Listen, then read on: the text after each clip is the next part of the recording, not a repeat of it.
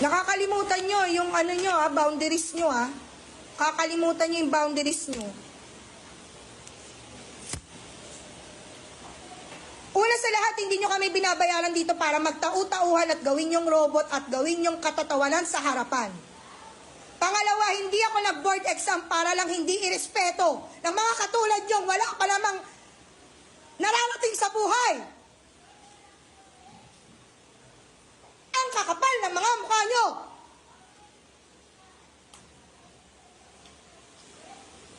Di nyo nga kaya buhayin yung mga sarili nyo? Di kayo marunong rumispeto?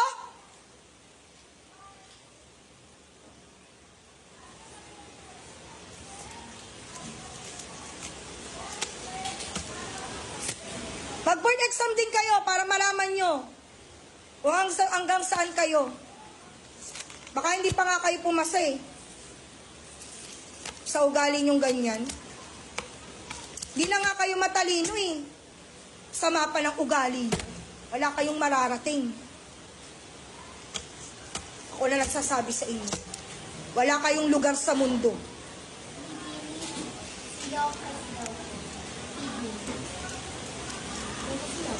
Bumaba ka na doon! Tatawa ka pa? Ingrato. Galing squatter.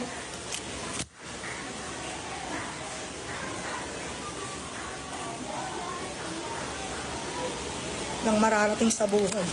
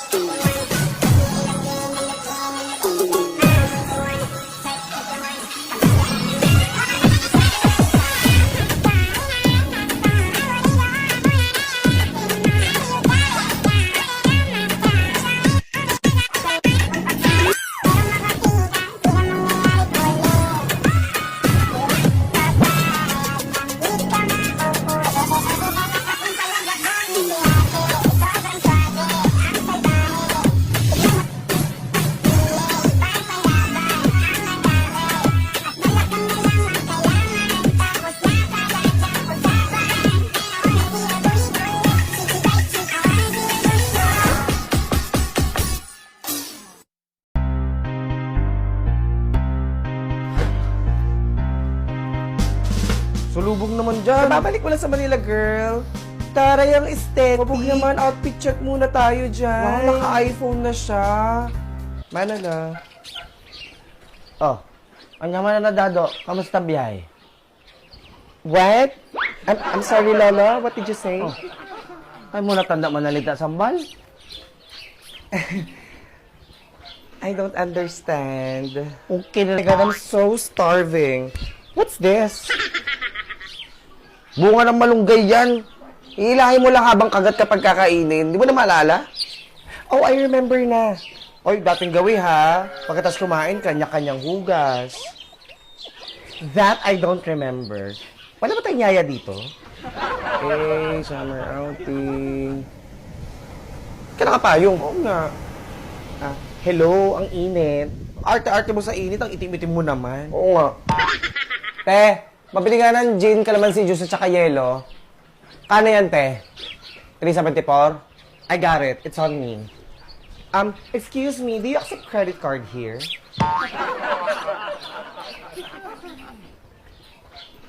Hello, be. Oo. Pauwi na ako na Manila. May extra ka pa dyan? Pautang nga. Wala na akong pamasahe pabalik.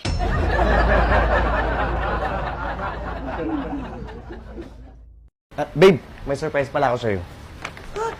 Perfume dessert! Mga favorite scent mo yan. Oh, may dreamy. Tapos meron ding dainty. Oh my God, mga favorite ko nga to be. Thank you.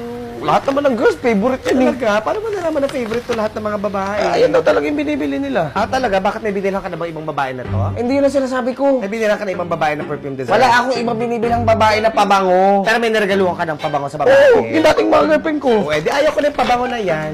Siyempre may mga nakadate din ako na ito din yung regalo ko. Ayaw ko na yan kasi ganyan din pala niregalo mo sa mga nakadate mo. Bakit? Niregaluhan ko din naman sila ng tsokolate, bulaklak, damit. Diba? Niregaloan din kita ng gano'n. Eh, di wag mo kabila ng mga ganyan. Okay, sige. Hindi na rin kita bibila ng burger, fries, milk tea. Akin na yan. Ayan. Ganyan. Drama-drama mo. Kasi niligalan mo rin yan sa mga ex-girlfriend mo eh. Diba? Anong kaartehan yan? O, di ba gusto mo na magkape? Mahilig ka sa kape, di ba? Opo. Hindi kita bibilhan ng kape kasi binibilhan ko yung mga ex ko natin ng kape. Gusto ko ng kape, Bali. Kape tayo, please. Pak, tignan mo yung makeup ni ate. Pak, 10 kilo. Parang binarat ang presyo ng makeup, pero at least, hindi tinipid ang nose line. Si Angel ba yan? Yung nakikita natin sa Facebook na maganda? Di ba itsura sa personal? Paano? Puro filter sa mga post, tapos gulatan sa personal. Ganun. Pak, in fairness sa nanay ng bride, postura si ante. Kala mo talaga hindi magulo ang pamilya nila. Tingnan mo yung bride, naglalaro ng ganda-gandahan. Pak, parang pumayat siya.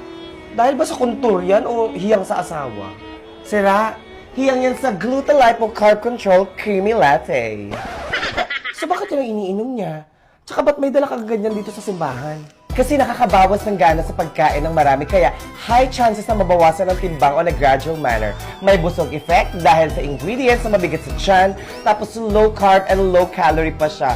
No detox, kaya walang poops effect. At 380 pesos lang. 10 sachets na per pack. Perfect, sige. Bigyan mo ako yan mamaya ha. Inumin ko bago ko lantakan yung lechon sa reception. Gutom na nga din ako eh. Dapat doon na tayo sa reception dumiretso. Mismo. Ay, yan may videographer. Aura. Kuya, patigin niya kami. Ang pangit namin dyan, kuya. Mabuhay i-upload yan, ha?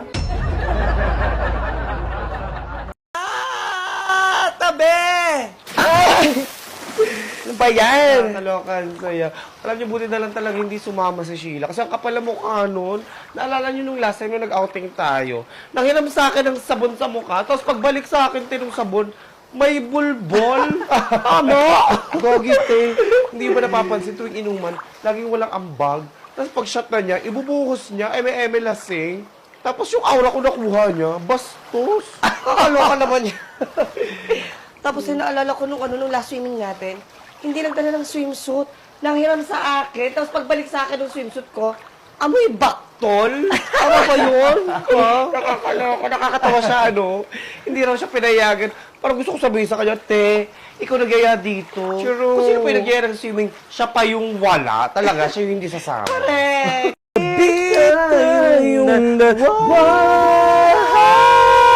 Grabe yung blending natin, no? Ang perfect talaga ng boses natin. Proud nga ako sa'yo, eh, kasi katimbre mo talaga si Ate Regine. Talaga ba?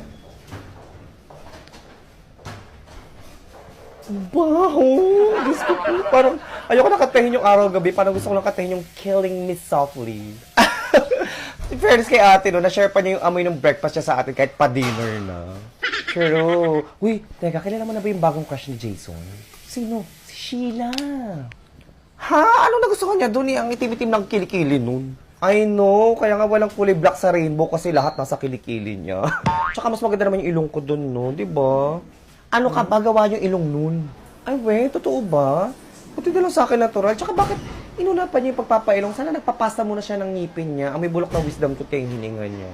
Uy, pero in fairness, payat, sexy. Alam ko diet nun. Ano? Acid reflux. Hindi na kasi kumakain yun kaya kasi umaakat na lagi yung acid dito sa esophagus niya. Oy, hindi. Nabalitaan ko kaya siya pahit kasi umiinom siya ng Lumifit. At bilang nakiliti ang inggit ko sa kanya, bumili na rin ako. Ito, ayan, Ano meron dyan? With L-carnitine, kaya nakapag-burn ng fats at nakaka-prevent ng muscle fatigue. Yung nababurn ng fats, nako-convert into energy. Kaya expect mo na magiging active at alert ang mind and body mo. Ganon. Oy, paano ba i-take yan? 1 capsule a day lang for first-timers. Then kapag nakapag-adjust na, pwede ka na mag 2 capsules a day. Tapos sabay mo ng healthy lifestyle like proper diet, exercise, para mabilis ang resulta. Ganon. Bigyan mo ako niyan na. Magkano ba yan? Uy, bumili ka na lang. 380 pesos lang. 60 capsules per bottle na, no? Sige. Grabe ka. Total na sungkit din ni Sheila yung inggit ko sa katawan. Kaya bibili na rin ako niyan. Speaking, andito na siya. Uy, Be! May share pala ako sa'yo. Alam mo ba, crush ka ni Jason? Talaga ba? Ang pangit-pangit ko kaya. Oo nga eh. Kahit kami na bigla. True. Tingnan mo Oh, di ba? Ang ganda-ganda. Kamukha ng tatay. Kamukha ng nanay, Mare. Tingnan mo yung ilong. Oh, kuhang-kuha yung ilong ng tatay. Sarap yung ilong ng anak mo. Tignan parang ang takos-takos ang ilong ng batang to. Tingnan mo, bubukan Oh. niya yung ilong niya. Oh. Kamukha ng tatay. Ilong ng tatay. Oh, tingnan mo yung labi. Tingnan mo yung labi. Oh, magpapout yan. Oh. Oh, ganyan na ganyan yung sa nanay. Kamukha ng nanay. Kuha sa tatay. Ano? Tatay yan. Hindi. Hindi may mata. Mag-ano yan? Tantalizing eyes. O, tingnan mo. Oh, kukurap-kurap yan. Oh, kamukha ng tatay. Ay, hindi. Tatay, Tingnan mo yung anak mata. Ang ganda-ganda, oh. Yung sa anak mo, parang laging nakadroga, pulang-pula. Na, sino kamukha ng pamangkin mo? Di ba kamukha ng tatay? Nanay. Sino kamukha? Yung nanay o yung tatay? Parang kamukha ng kapitbahay. Totoo ba?